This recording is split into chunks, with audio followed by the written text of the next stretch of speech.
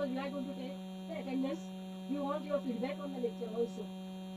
Okay, so at this, I'm really thankful that Dr. Jyoti has taken lot of right time, right thing should happen for the students' development and as well as for the growth of the department. And eventually, we are going to give now dissertation. This thing has come. Maybe she has distributed the guides. Now your turn is to select, make a appropriate topic of the for the dissertation. So today's lecture delivered by Dr. Umesh will be really helpful for you and getting insights into how to go about the project work. Now, as far as Dr. Umesh is concerned, he is my very favorite student. Passed out in maybe in 2003, 2001. When I was in Sakri College. Okay, so I have got special, uh, attachment, I can say, affection, I can say, and for so many years, maybe 20 years, what I have been seeing him in the classroom of the 30 years, he is as he is till today. Very humble, down to earth, very simple, you can see, but he has at his credit several papers, at his credit, and a very good impact on the journeys. So, Dr. Umesh, I wish you a very high enriching, more enriching development as far as academic excellence is concerned. Okay, and do come us again whenever we want you. He has been to over for several conferences. I do invite not only for now, but for us, he can give us because he is also with us in the cluster research. He is one of the guide. You can, if you want to continue with the inorganic PhD work, he is one of us faculty guide in a cluster research center from DMS College. There are two guys, Dr. Vidya, Professor Vidya Desai and Dr. Umesh. Okay, so I welcome you for this, and I hope my students will enjoy his lecture and will ask questions at the end of this lecture. And thank you one and all my faculty members, and special thanks to Ms. Aditi. She is none of us, but she will be sitting here to cover this today's event. Thank you, Aditi, and a good day for all of you.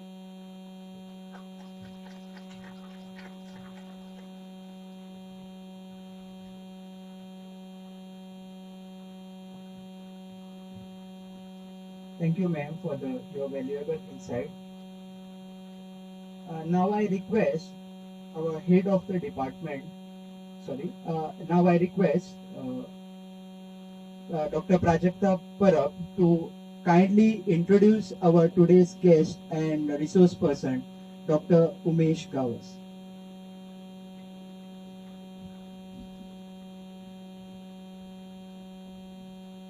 So for today's talk, we have resource person as Dr. Umesh Gawas. He is the Associate Professor at DMS College, Moscow. His educational qualification, as you have already heard, he did BSc from Government College of Arts, Science and Commerce, Santin Goa. Then from MSc from Goa University in Inorganic Chemistry. And he did PhD from Goa University under the guidance of Professor Vilekar. His title of the thesis was Synthesis and Characterization of Mixed Metal Oxides. His professional experience is from 2004 to 2018. He worked as an assistant professor, and from 2018 onwards till date, he is an associate professor at Department of Chemistry, DMS College, Asta. To his credit, he has 18 years of UG teaching experience. He has 15 total number of international publications, 4 book chapters, 18 conference publication. He has completed already 3 research projects and 1 research project is currently ongoing. He is a recipient of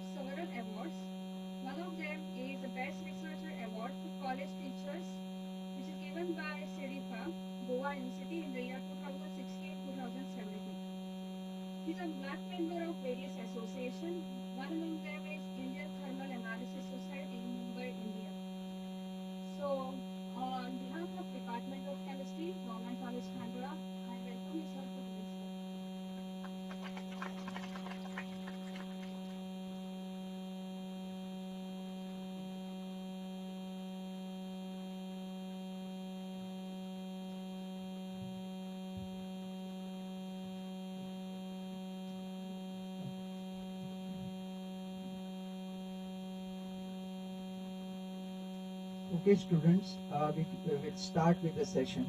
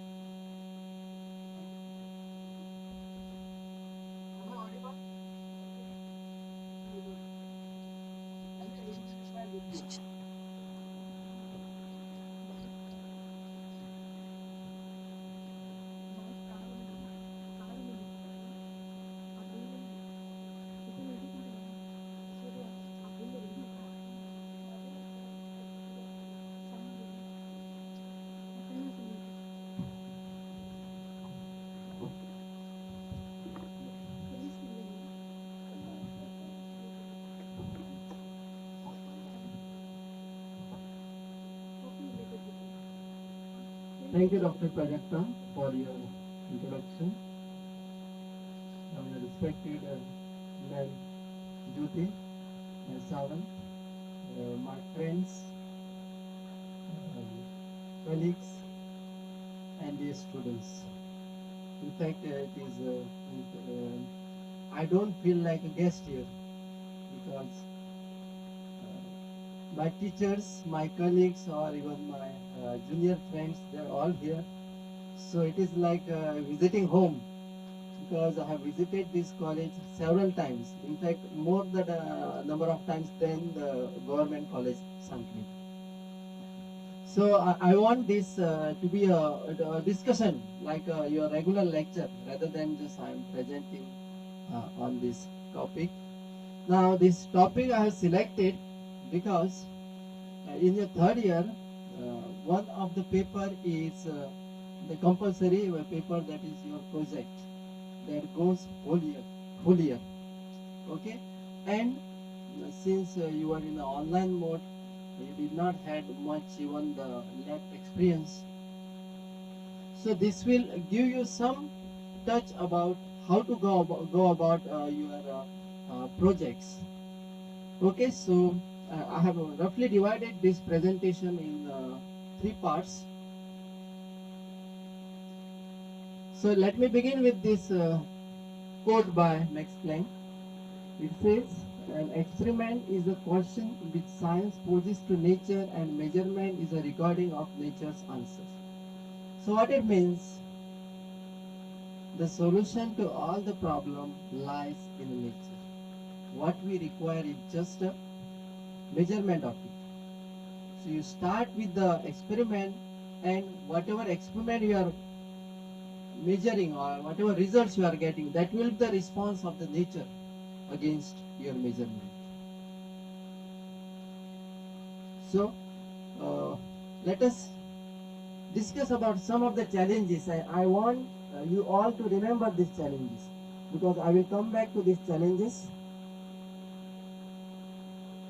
which we are facing, at least in our India. Population, everybody's problem, correct? So we have overcrowded some of the cities, air pollution,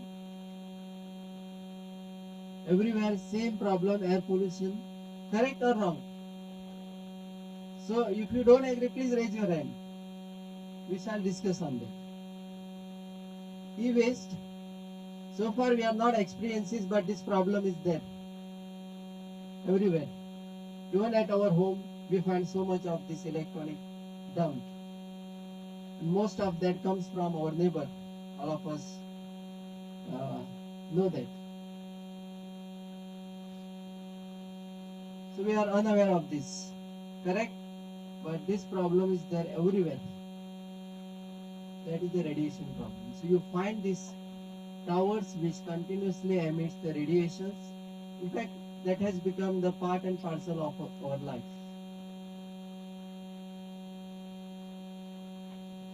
So we will say this is not our problem. This is a problem of this uh, bear and a penguin, correct? Or is it our problem?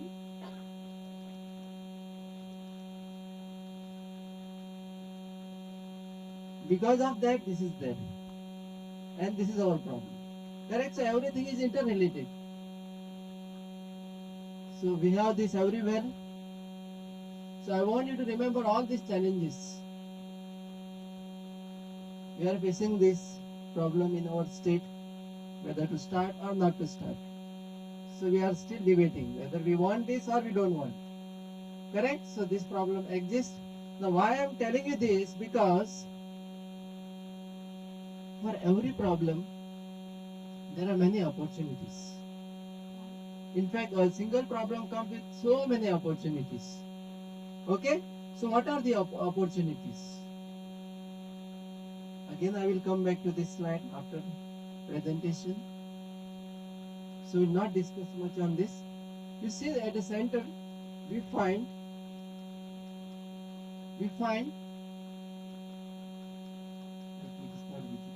yeah, you find a materials no, and chemistry. So it means there lies ample opportunities in the chemistry.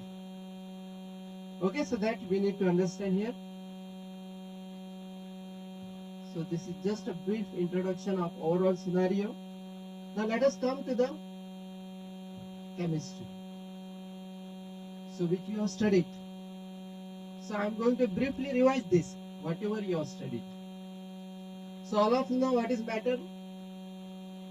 Correct? So if we know what is matter, we are aware of this. Correct? These are not only the states of matter or phases of matter. We have two more phases. One at extreme left, one at extreme right. Okay, one at low, very very low temperature. We have one phase, one more phase of matter, and at very high temperature. Can anybody tell me which is that high temperature phase of matter or a state of matter? Yes, plasma state. And very low temperature, which is the phase? Very low means it is just close to the absolute zero. It is named after the recently discovered subatomic particle.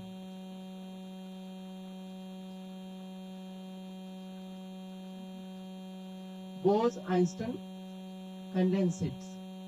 So that is also considered as a phase of matter, but we should not be this need not remember that, because what we should remember that at normal conditions we have this solid, liquid and gases.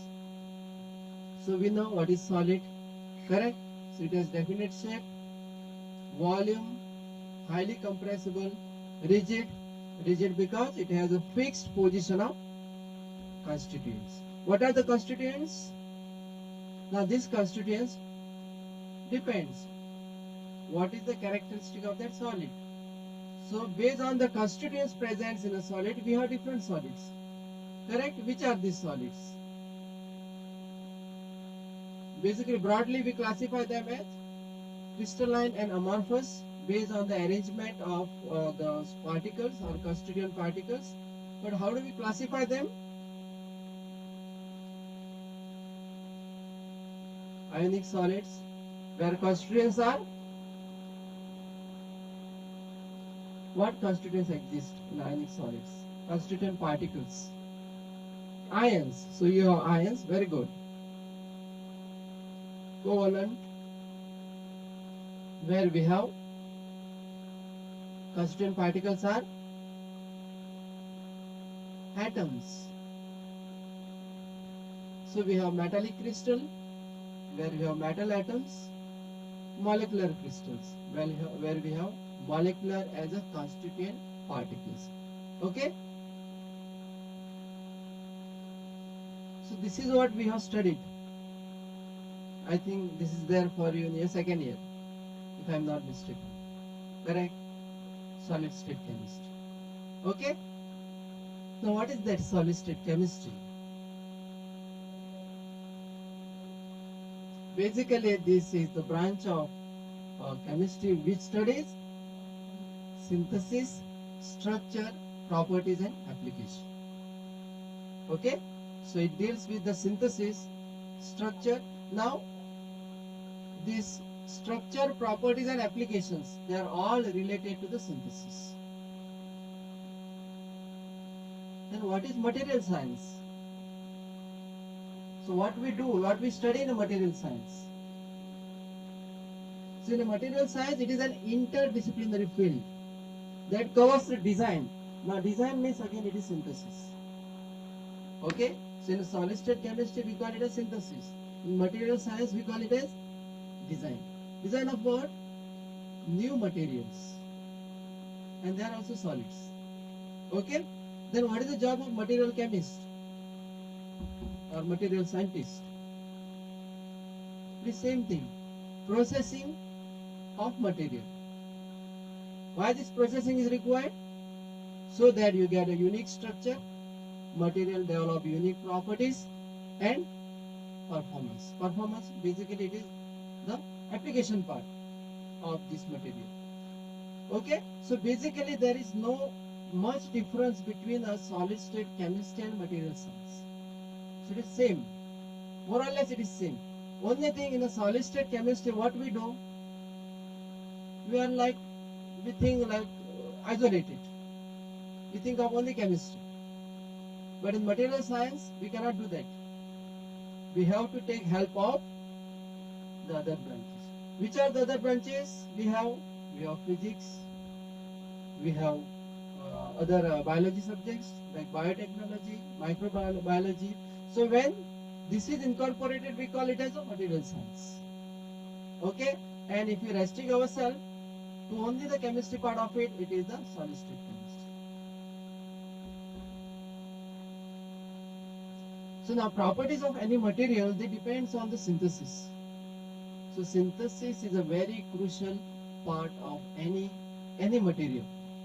Okay, and finally, because synthesis is directly related to the what type of structure you are going to get, and properties again they are related to the structure. So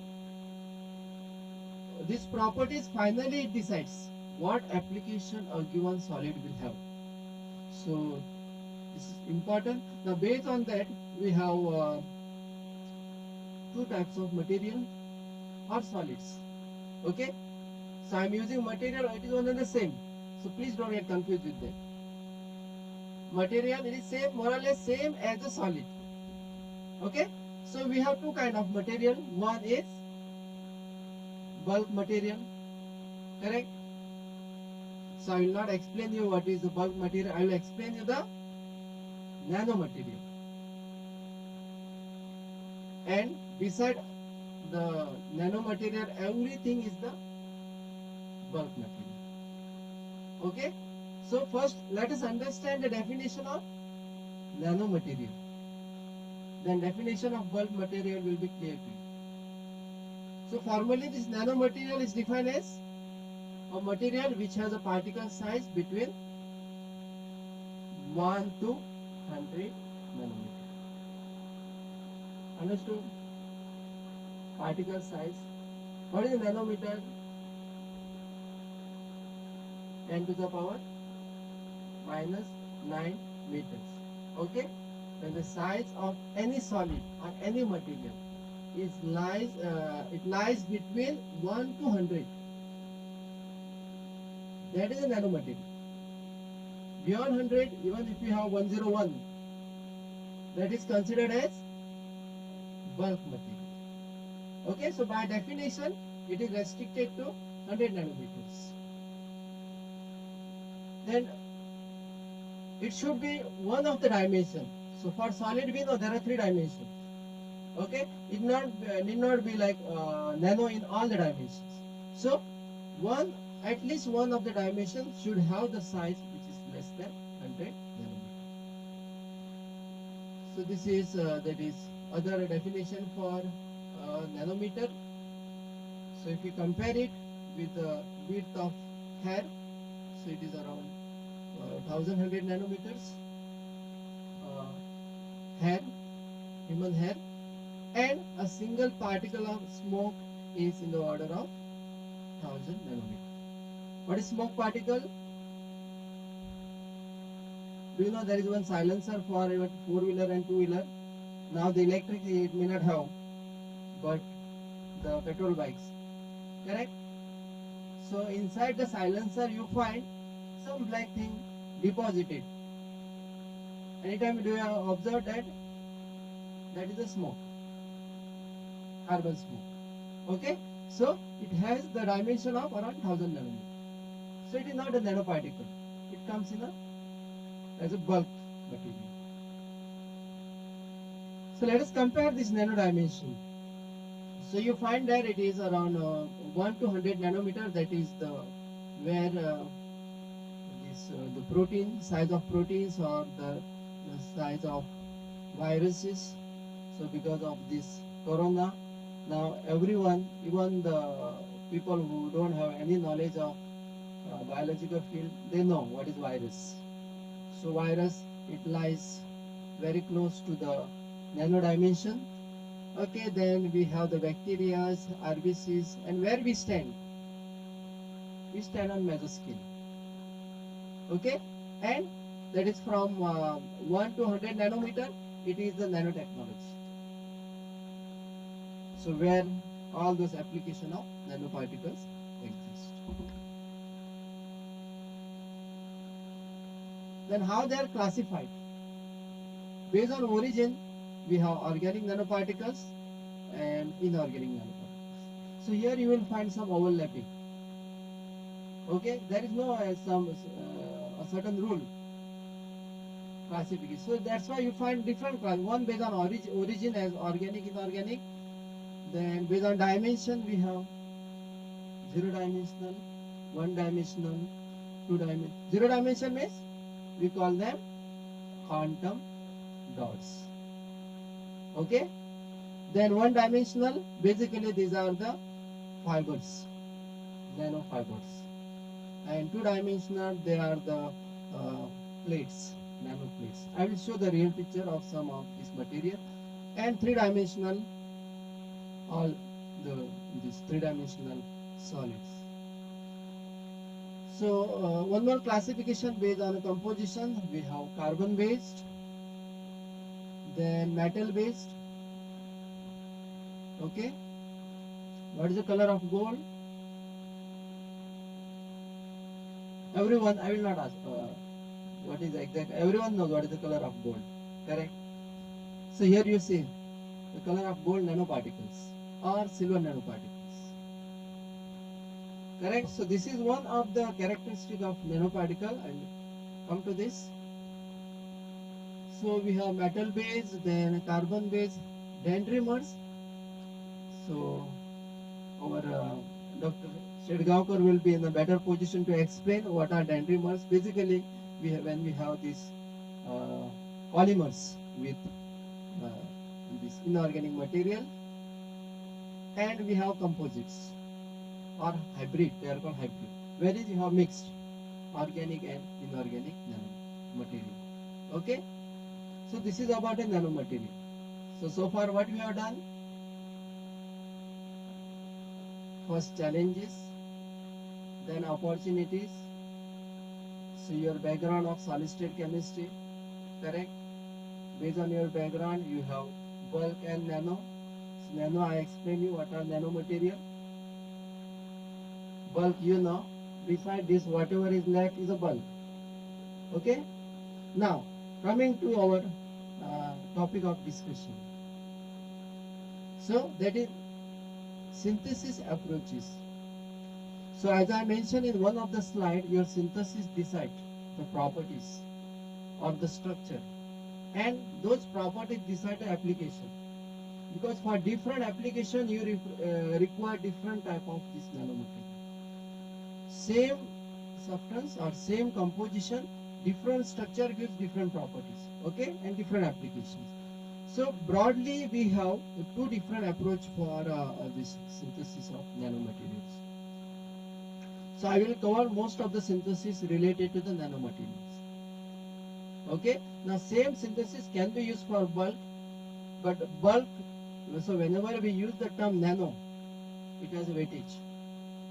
So if I say I have prepared zinc oxide, all people will say, what a great thing you have done. Even I can prepare, they will say.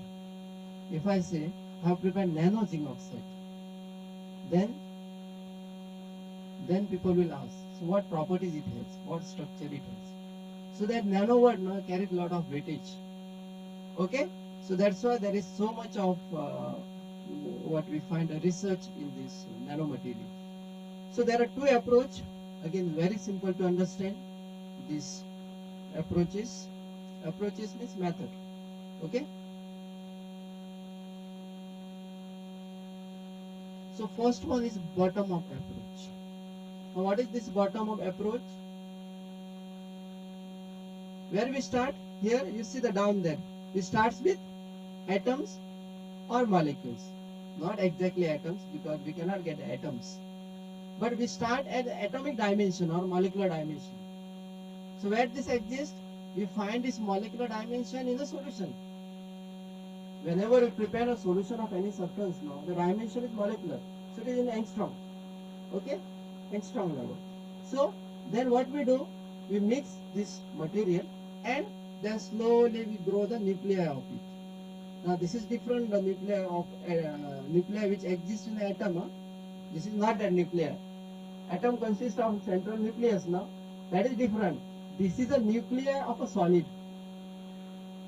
Okay? So in other words we call it as a unit cell. The first unit which is formed for any solid. Now this, because on that unit now then the solid grows in all the three dimensions and we get the particles. Now we can control the size of this particle. We can prepare different types of nanoparticles using this approach. Another approach is top-down approach. Okay. Now what is this top-down approach? So I told you what is nanomaterial, what is bulk material. Here we start with a bulk material. You take a bulk material, suppose you take a carbon and go on breaking it till it reaches to the nano dimension. Okay, so either you start with the molecular level or you start with the bulk. And finally, you have to stop at the nano dimension. What is the nano dimension? 1 to 100 nanometer. Once the particle size reaches there, it means you have achieved this synthesis of nanoparticles. So based on the method of operation, this synthesis approaches, they are classified as physical methods, chemical methods and biological. Okay, and we find there is no like only physical method can be used, only chemical method can be used or only biological. It is mixed. Okay, sometimes we use physical method along with the chemical method or along with the biological method. It is always a combination.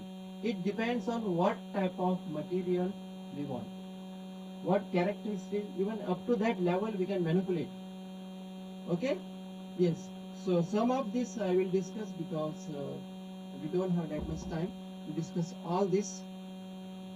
So I will discuss the chemical methods, a couple of chemical methods and a physical method which we can employ, even which you can use in a lab. So solid state reaction, or it is also called solid state synthesis. This is a physical method. Okay, and this is also called a ceramic method. Now what we do here, it is same, whether it is a solid state method, ceramic method, or we call it as a physical method. Okay. Now let us take this example. We have two solids. We want this. This is called magnesium aluminate. So you have starting material is what? To get this you require magnesium oxide and aluminum oxide. Okay? Why this is called solid state method? You find that as written now.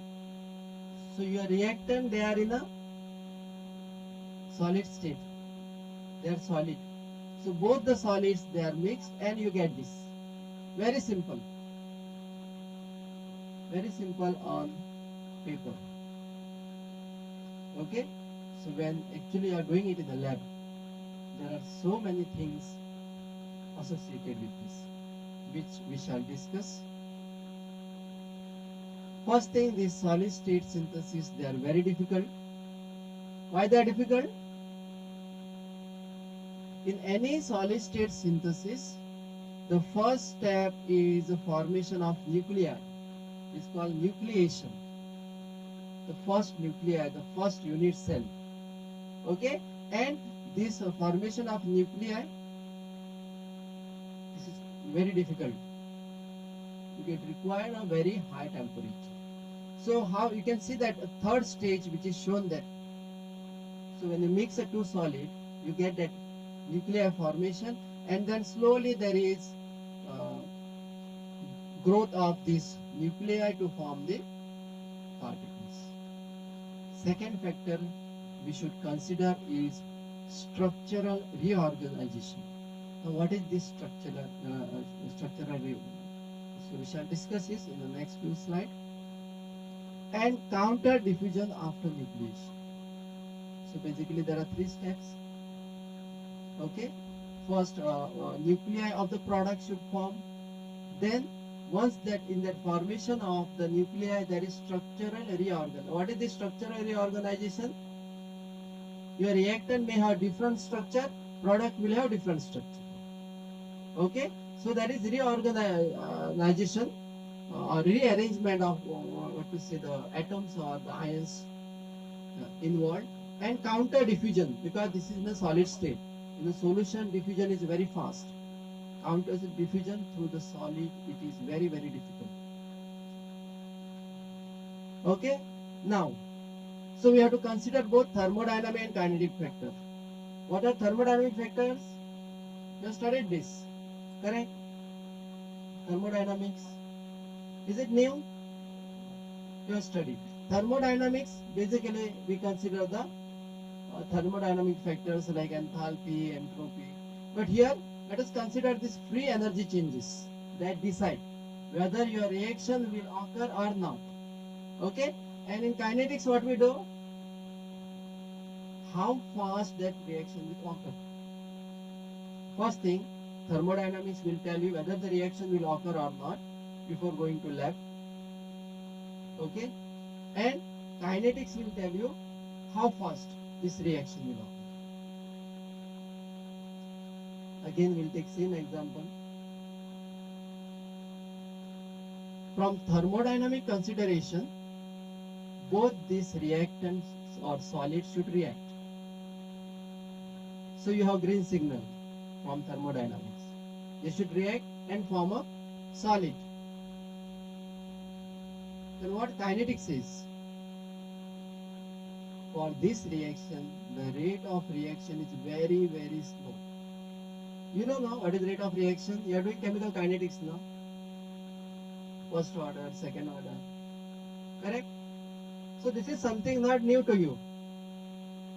Okay? Yes. Then, now for this reaction, you see the reaction begins only above 1200.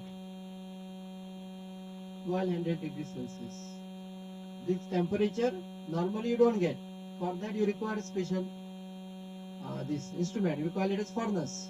Okay. Then reaction completion requires 1500. Still difficult. Very difficult. You require special furnace here to achieve this temperature, and that too for several days. Now for project in a week you will get only one day or whatever 3-4 hours, and this reaction takes several days at 1500.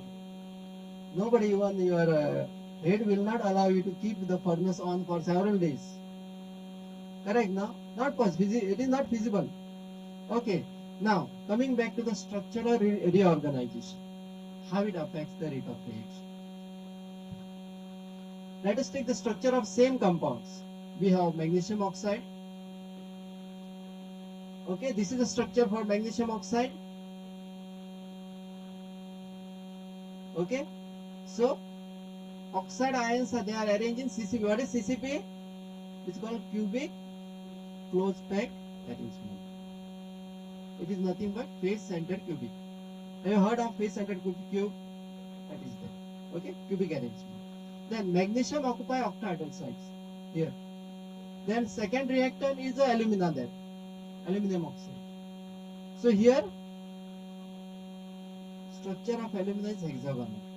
Okay, and here aluminium also occupies octahedral sites.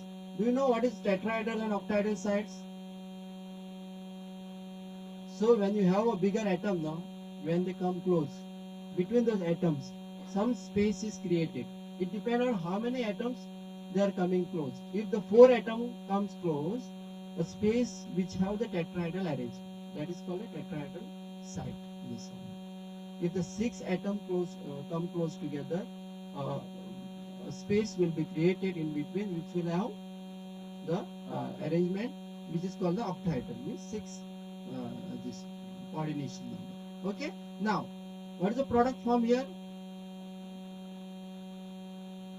Product form is this, which also has CCP arrangement. Okay. Now, where the problem lies here? You have one reactant which is cubic, one reactant is hexagonal, and you have the product which is cubic. So, where is the difficulty here?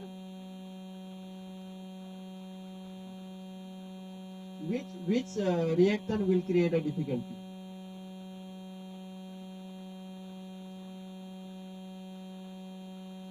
Come on. Which you have two reactants now. One reactant is having cubic, and the second reactant is having hexagon arrangement. And the product which is formed is a cubic. Correct? So first one is cubic to cubic, no problem. Slight rearrangement. But second one, we find it is hexagonal. It has to be broken. It has to be broken down and form a cube. So that is very difficult. Okay, and that's why it takes several days at 1500. So this is how it happens. Now second thing, this aluminum ions occupy octahedral site in alumina and magnesium aluminate, no problem. The position of aluminum ions remains same, but see the magnesium ion. Magnesium ion occupies octahedral site in magnesium oxide. Now it has to change the position. It has to go from octahedral to the tetrahedral site. So that also creates problem. Okay, that is called the structural rearrangement in a solid state synthesis. So if you are doing any solid state synthesis, so you have to take into account all these factors before you start in a lab. Otherwise, what will happen? You are doing and doing. Full semester you are doing the synthesis. And at the end of the semester, you come to know that your product is not formed. Correct? Then again, if you start again one semester. So before you go to the lab, this preparation is required, whether this is feasible, whether this reaction will occur or not. Then, yes, this is also very important. Many times we neglect this. Surface area of reactor. What is surface area? The outer surface of a solid, available surface. Okay? So based on that now, size of the particles, we can call these particles as a fine powder, coarse powder or single crystals. Okay? Now see the effect of this. Again same example. Now let us take magnesium oxide single crystal. Okay? Big size. What is the weight of that? 3.58 gram. Big crystal you are taking and you are reacting with the aluminum oxide. So what happens here? Now see the surface area of that crystal. Size is what? Mass is 3.58. Size, it is this volume is 1 cc. So you get a surface area of 6 into 10 to the power minus 4 meter square. Okay, when a single crystal of this is used. Now, so I have a time. So what I will do? I will take that crystal and break it. Correct? So if I break it and break it, so 3 times. So you just do it for 1 hour, 2 hour, 3 hours. And finally you achieve a size of 10 micron. Same crystal, now you have crushed it to the size of 10 micron. Okay? Now see the effect on surface area. Surface area, it is 0.6 meters square. 0.6 meters square. So you had 6 into 10 to the power minus 4. Now it has increased to 0.6 meters square. After this just crushing the powder to 10 micron. So if you just crush it for 2 hours now, you get this particle size 10 micron. Okay, crushing means and grinding. Okay, so grinding for 2 hours gives you around 10 micron size. Now you have a lot of time. Then you continue the grinding there and achieve the size of around 1000 angstrom or 10 nanometer. So just doing from morning to evening only grinding. So you achieve this nano size of the your reactant, and then you calculate the particle size. Sorry, surface area. This surface area, see, it comes to around 600 meters square. So why this is important? The total surface area and area of contact between the grains of reacting solid greatly influence the rate of reaction. I told you in the first slide. Kinetic says reaction is very slow. It takes several days. Now see, effect of surface area. You can reduce. So you can increase the rate of reaction. How? By decreasing the particle size. Okay? Then, area of contact. Second thing is area of contact. What is area of contact? When you have two reactors, no, they should come in the contact. Then only they will react. So if you are mixing magnesium oxide and aluminum oxide or alumina, magnesium is at one end, alumina is at the other end. They are not coming together. No reaction. We keep it for years. Nothing will happen. Okay? So area of contact is very, very important. Now what we do normally to increase the area of contact, we use two techniques. It is called cold pressing and hot pressing. So whatever solid you have, now you just put it in what is the hydraulic press and make a pellet of it. Pellet means tablet. You see the tablet or not? Same way material, you take a material, put it in the press, you get same size, whatever size you want. Small size, big size, pellets. Okay? So when you do that, what we achieve is the increase in the area of contact. That increases the rate of reaction. Then nucleation and ion diffusion, I told you, nucleation is the first step, and then subsequently there is a diffusion of ions. So here, if the structure is similar, reaction is fast. The structure is different, it takes time. Surface structure. So now we are going into very deep in that method. What is surface structure? The plane, the surface plane which are available for that solid. Now, again the same example, we have 100 plane of magnesium oxide which contain alternate magnesium and oxide ions. And we have 1 plane of magnesium oxide which contain alternate layers of magnesium and oxygen. So if 100 plane is in contact, there will be easy diffusion. But if 1 plane of magnesium oxide is in contact with the aluminum oxide, then what will happen? It says alternate layer of magnesium and oxygen. So if the layer contains only oxygen, magnesium will not diffuse. If there is no diffusion, means no reaction, no nucleation, no growth of particles. Okay? Yeah. Now coming to the experimental. So you have done your all theory part on paper. Now you are going to lab.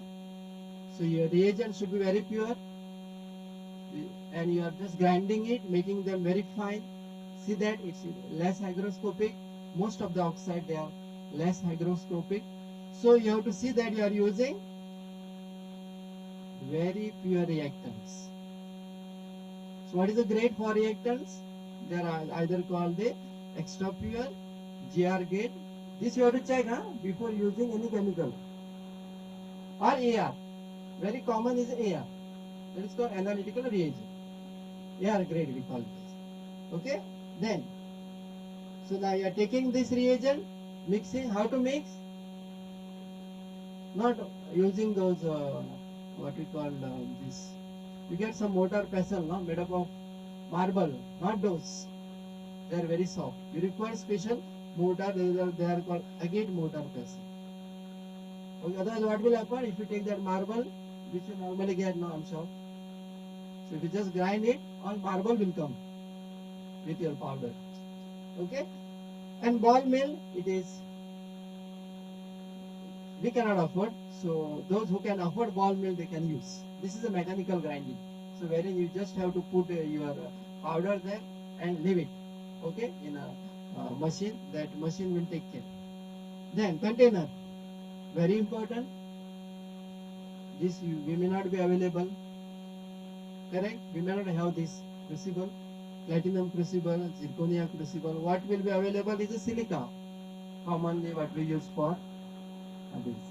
Now the problem with silica, if you try to heat at about 800 or 900, the silica react with your substance.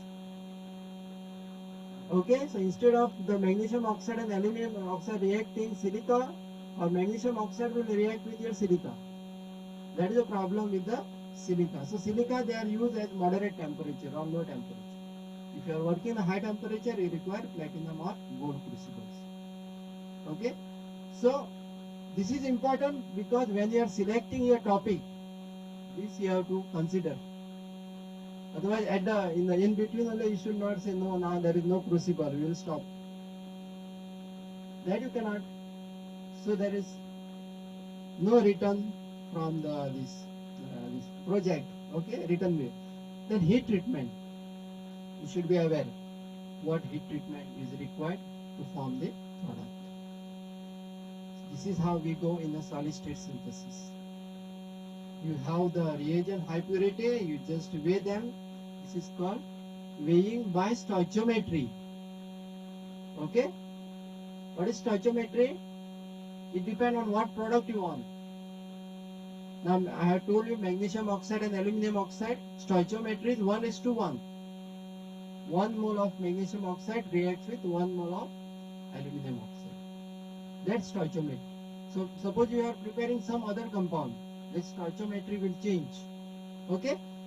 Grinding, calcination, these are the steps. Then again regrinding. It's a very tedious procedure for this solid state synthesis, but it has advantages. Okay? What are advantages?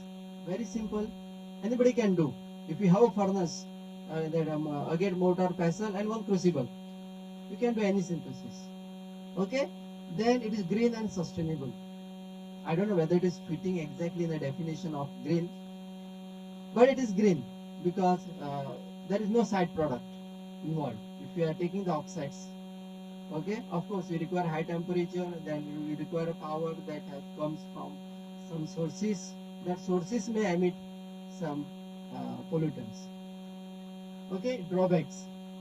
There are more drawbacks for this. Now, non-uniformity is one problem with this method because you are heating at high temperature, so the particle size is non-uniform. Multi-phase character means you get more than one phases, more than one type of material there, and high sintering temperature. Stoichiometry sometimes it is lost because you are heating at high temperature and some of these components they are volatile. Co-precipitation.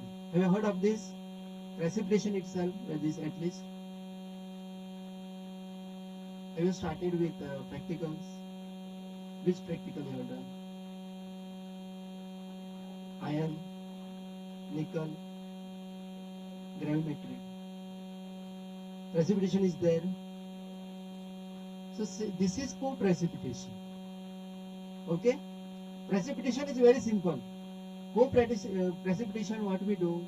We require two reactants. They should precipitate at the same time. Otherwise, there is no point in using co-precipitation. Okay? So what is required here? Simple salt, and that same thing remains. High purity chemicals. Okay, it should be less hygroscopic and AR grade. That is common for all, whichever method you choose. So what is the procedure? You have to prepare the solution. So you know how to prepare normal solution, how to prepare molar solution. Correct? You have studied that. So you prepare stoichiometric solution again, and then just precipitate by controlling the pH. Now here the pH control is very very important. Precise control of pH. Otherwise what will happen? If there are two reactants, only one reactant will precipitate. You are doing that now. You are separating barium from iron. Correct? Not separated barium from iron. So here again the pH comes into the picture there. Okay, but in a co-precipitation you require both should come together. So you require a very precise control of pH. And then the other steps they are same. What we do in a normal gravimetric. So it is very this high product purity.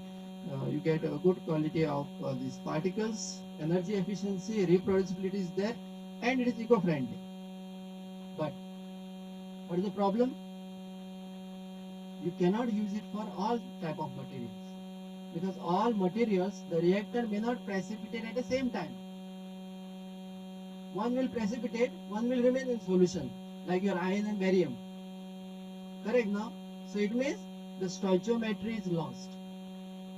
So once the stoichiometry is lost, you will not get the desired product. Yeah, sol gel synthesis. Co-precipitation one method which if you are using the material or synthesizing material which can be precipitated at the same pH, no, you can easily use this method for your project work. Sol gel, what is sol? You require some colloidal particle, okay, and gel, some gelling agent which can form the network of particles. Then the process, so you mix this the sol that is you dissolve the reactant in a solvent and prepare a sol, and then you add a gel, and then slowly you dry it and make the sol gel. Okay, so this is how this is processed. Again technique which can be used, but the problem with this is we cannot use it for all kind of material because of the processing time and high cost of raw materials. So both these are our limitation. Correct? At least at this level. One is a long process time, you cannot wait. If it is 8 days, if you have to keep it 8 days, it means by second day or third day someone else will come and remove your apparatus from there. Again you will have to restart. So that is not possible, high cost. So government is not permitting to use, at least for our graduation. If your guide is having some project and all, they can do it, but direct there is no provision where you can have this high cost materials. Okay, the starting material which forms the sol in the water, colloidal particles, they are very very costly. Again it has a very this, I'm not going to all these advantages. Then combustion synthesis. Now for all the synthesis, now there are so many subclasses, so I'm not covering that. Okay, that is not possible to cover everything.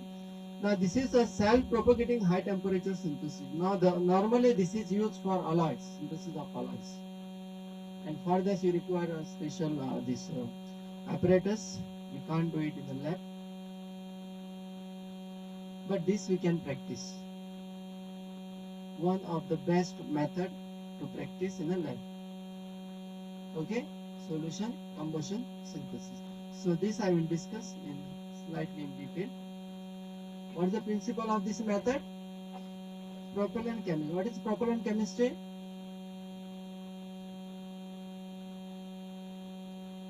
Propellant chemistry, rocket science. Do you know what is rocket science? Have you seen any rocket going into the orbits or going onto the moon? or Mars. Seen? Not seen? How it is propelled? Have you seen? When that rocket initially catches or when it is fired into the air, you can see a very dense smoke coming out and this no fire. Correct? That is the propellant chemistry involved there. Redox mixtures are in there. Okay? But we cannot practice this in a lab, redox mixture. But we can, of course, we can modify this and use it. Okay? So what is the theory behind it? You require one oxidizer and fuel. Oxidizing agent and reducing agent. Very simple. And so many oxidizing agent or reducing agent, they are easily available in a lab. You are using it for regular practicals. Okay?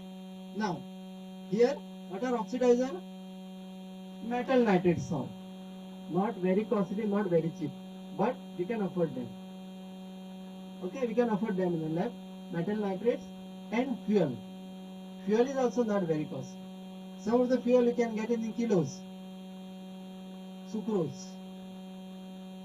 Correct. What is the cost per kg? Sucrose, cane sugar. We are using it at home now. What is the cost? 50 rupees, 60 rupees, 40 means between 40 to 50, correct? So it is very cheap. Can be used. Urea, what is the cost? Maybe 10-15 rupees per kg. Correct? So this we can manage. That's why I said this is one of the methods we can practice. But we have to be very, very careful while using because there involve redox, these mixtures and these are explosive mixtures. Wherever redox mixtures are involved, the product is always explosive. So only thing we have to control it.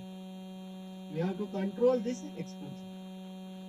Okay, and get the product. How do we go about this? Very simple. We have to calculate the oxidizing valencies and reducing valencies. How to do that? For oxygen, the oxidizing valence is -2. And for the reducing agent fuel, carbon we take as +4, hydrogen we take as +1, nitrogen is considered as 0. And you have metal. Metal if it is +2 oxidation state, directly +2, +3 and so on. Okay? Now what we have to do here? Balance this so that you get the ratio is 1. How to balance? Suppose if you have a sucrose, what is the molecular formula of sucrose? Consider this as C12H22O11. Okay, so you have to take 12 into +4, 22 into +1 and 11 into -2. So you just add it. So you will get some value. So that will be the reducing valency of sucrose. Now metal nitrate, what are the oxidizing valencies? Nitrate means it is NO3. Okay, and nitrogen, oxygen, NO3 -1. So then nitrogen is 0. So what is left is only oxygen. So if you have 3 oxygen -6. Okay, nitrate and then metal. Accordingly metal again you add and you get the ratio which is 1. This is required because when they are in a equal ratio they react and generate high exothermicity. Why that is required? I told you in the first method you require a temperature of 1200 or 1500. Now same temperature you are generating in your reaction mixture and then you get the formation of product. Okay,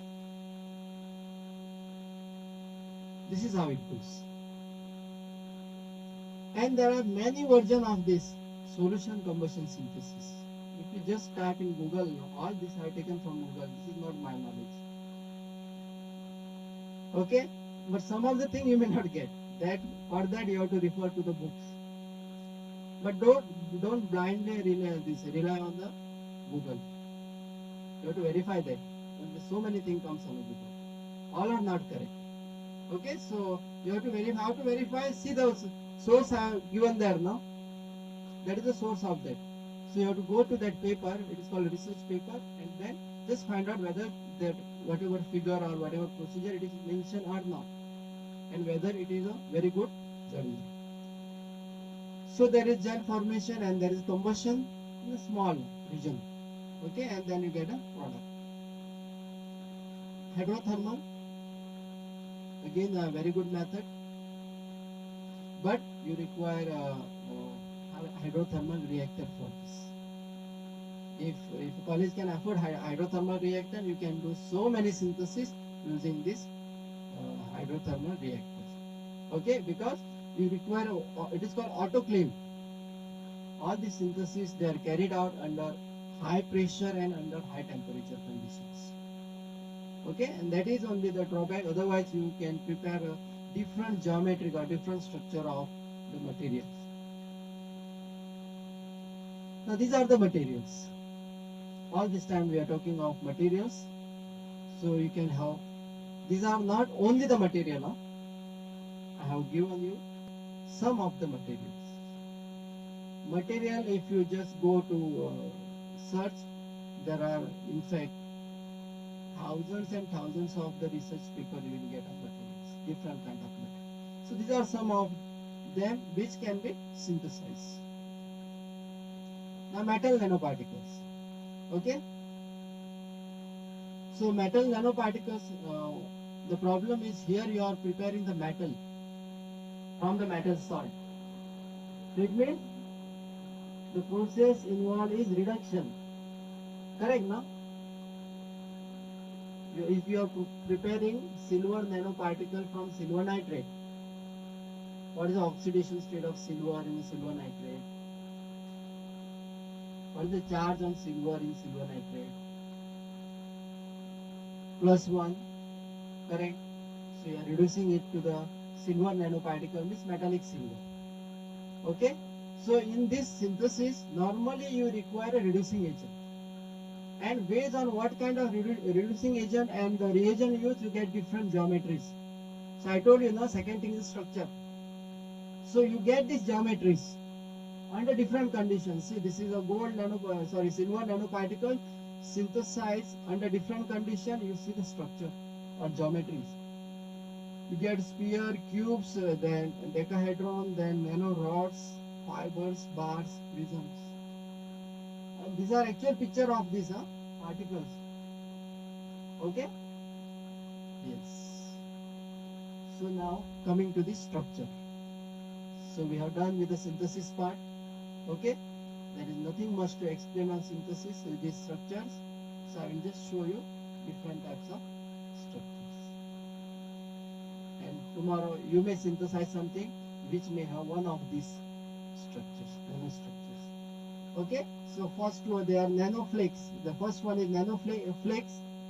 Cornflakes, you know. Cornflakes, nanoflakes. Okay? Then nanosphere. Okay? So this is the structure of. Then you have the fibers, nanofibers. And here you see different types of geometries for nanoparticles. Okay, you have spheres, then you have cubes, then there are nano flowers, all nano octahedrons. Okay, now these are some more structures. These are the structures of metal nanoparticles. Nano stars, you have nano cubes, then rods, and then I don't know, different types of naming for these structures. Okay? And they are not difficult, huh? You can do it in the lab. Okay? This is not something done by a great scientist. A normal chemist in the lab can do this. These are geometries of silver nanoparticles. But to see these particles, you require the microscope. Okay, that is called the SEM, scanning electron microscope, or transmission electron microscope. then only you can see this. Otherwise, everything when you are synthesizing, it will look same. You cannot distinguish. You can distinguish it only under the microscope. So this is of zinc oxide. I said no, I have prepared zinc oxide, and I say I have prepared nano zinc oxide. See now, nano zinc oxide can have all different types of geometries. From fibers, then you have the rod, and then spheres, hexagon. This is of titanium dioxide. Okay, this is so all these geometries. This is like core shell model or this nanoparticles of titanium dioxide. Some carbon nanomaterial. This is actual picture of this carbon nanotubes. Huh? Okay, this is how it looks. Now for us, whatever the moment you type in Google, now whatever you get, that is not the actual carbon nanotube. The pictures what you get. Okay, the actual carbon nanotube they look like this. That is our these models which we have built. This is the graphene. Graphite, you know how it is arranged. You have the layers. Pick up only one layer from them. That is a graphene. So you have layers now in a graphite. Just one layer is a graphene. Okay, this is how it looks. Graphene. Because these are the materials. These are, we call them the material for future. So this is how the carbon nanotube looks like. This is, I think, multi-walled carbon nanotubes. Because many people are working. Even one of my students had done project on carbon nanotubes long back in some 2006. That was the first synthesis. Even he had offer from the university just to demonstrate that synthesis in the this. Uh, they wanted to include in their practical syllabus. But only thing, it was not feasible to carry the instrument which he has fabricated. So that's why we did not take that. But he has done, and now he is doing very well. Settled Bangalore. Okay, coming to properties. Okay, here also I will not take much time. Normally, what happens for bulk material? Now, the properties, what we see the bulk properties. As we particle size decreases and we reaches that dimension 1 to 100 nanometer, the property changes. Okay, why it changes? The material which is required or the particle which is required for properties, they are different. So in the bulk, suppose if it is electron which is responsible for any property of a nanomaterial, in the nano size, see they are phonons, atomic level. Basically these are vibrations. Okay, what we do. Now here see the for absorption emission means the optical properties, color. For bulk, what we say, it is the bulk effect means the reflection or absorption of light, what we say. But for nanoparticle, it is a surface plasmon effect and it is size dependent. So I have shown the picture now. It is of the same nanoparticles but with different sizes. Okay, you can see here. They are same nanoparticles of same material. This is of gold nano material and that is of core shell. This cadmium sulfide and zinc sulfide. See, we change in the size of these particles or quantum dot. See the color how it changes. Okay, this is called the surface plasmon effect for nanoparticles. Now coming back to the opportunities. I told you to remember the opportunities. Okay, so now you know how to synthesize this material. And when you synthesize means it is a job of a material scientist or a chemist. And these are the opportunities available. The latest field. And that is the either solar energy, lot of scope, the hydrogen energy, and now it is in practical use. Correct? So we have solar power, solar panels. So best example is one of the this airport in the state of Kerala, Kochi airport. The airport itself is fully run by solar power. Full airport is solar. And you know airport there are all air conditioning and rooms are required. Okay. Then hydrogen, now we have hydrogen powered vehicles. You know in Goa we have electric vehicles. Kadamba. Have you seen Kadamba that is flying in this on this road? Those electric Kadamba. Okay. Now see, I told you the opportunities. You see these applications. Is it visible for all? Can you see the applications? You pick up any field from this, and see the application of nanoparticle in that field. That's why I said there are ample opportunities available. Okay, in this field of material science or this what we call solid state chemistry. This is in a practical use. Huh? These are the nanoparticles. So when we were studying, the resource person used to tell, now this will come in the practice, in the practice. Now it is in the practice after 10, 15 years. These are being used. Okay, nanomaterial.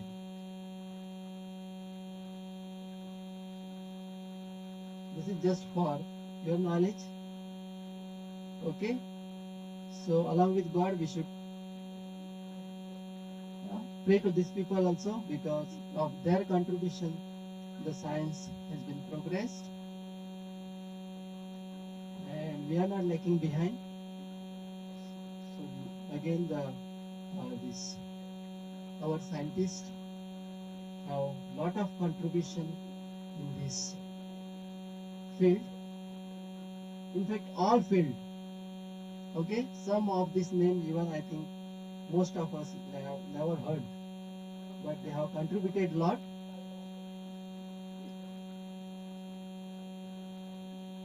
So this is, I would like to end with this, what Mary Curie said. Okay, nothing in life is to be feared, it is only to be understood.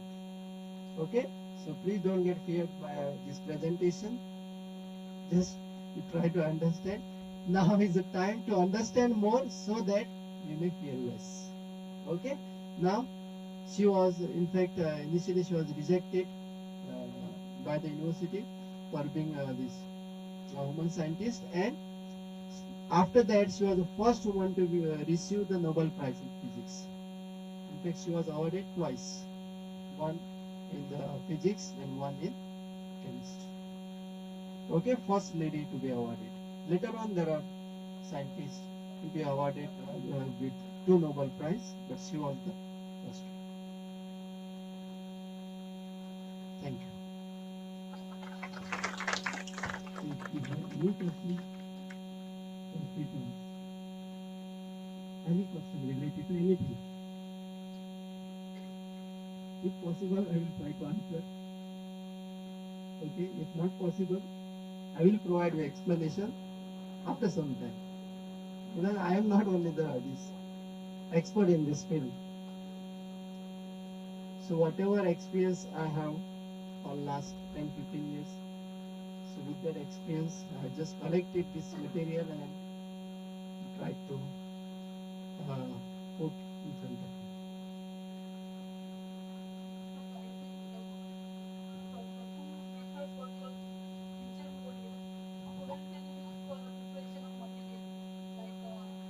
Yes. Yeah, in a solid state, itself, there are several methods which can be used. It is like co-precipitation and solid state combined. You combine both. Okay, or precursor and combustion. So you prepare a precursor and then do the combustion.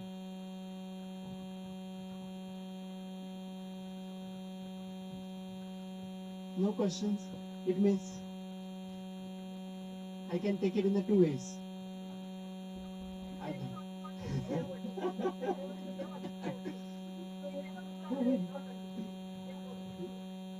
So please try to use this information whenever you are doing your projects.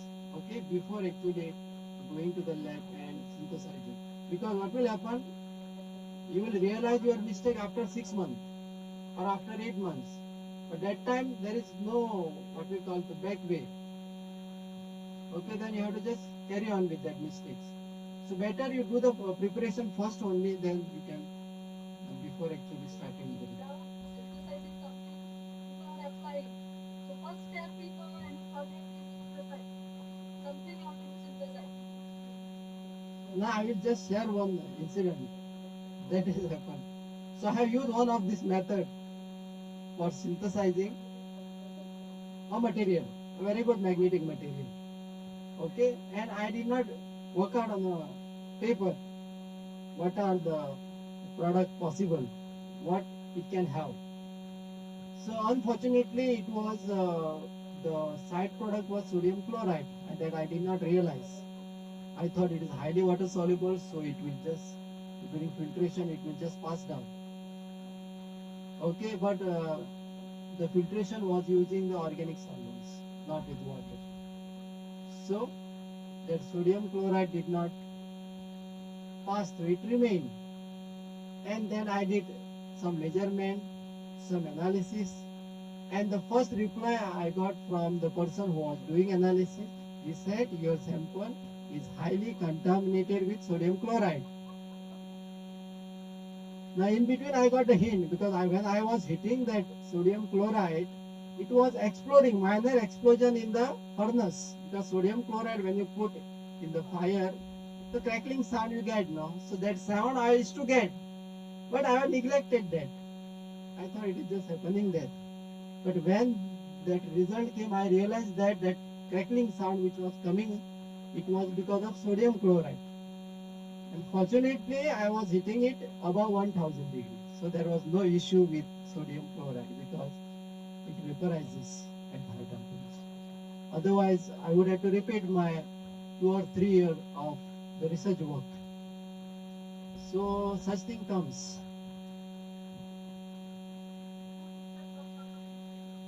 Yes. And that one mistake, na? Yes. And in fact, that same sample gave me 3 research publications. One sample, I got 3 publications on different parameters. Okay, but initially I had to struggle almost for 1 or 2 years. Their modern method can be, I was telling this, but they take years to do. Complete one mistake only they will do.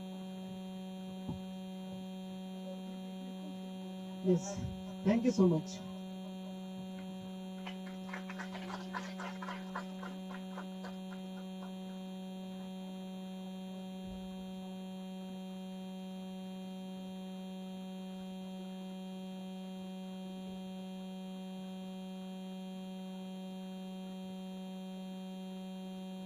So this is my present institution. It includes our college. Yes.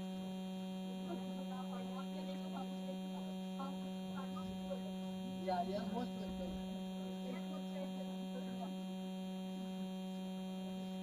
Okay. Thank you, sir, for sharing valuable information and enlightening us with the various aspects of material synthesis. I am very much sure that this will definitely benefit our student, especially during their dissertation or a project work. Okay. So now I request Dr. Sarvesh Harmalkar to propose vote of thanks.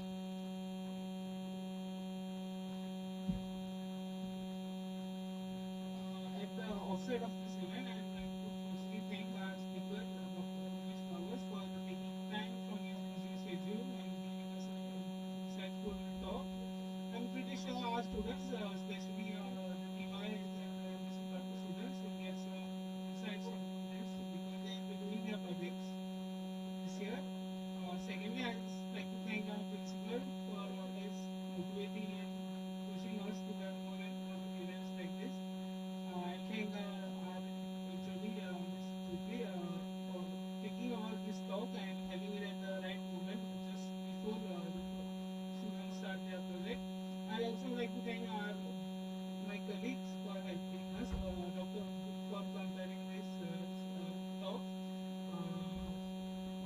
other colleagues for their help. And I'll also thank Ms. Aditi Shetkar for helping with the live streaming of this event. And finally, I'll thank all our students who have attended this talk and wish success. Thank you.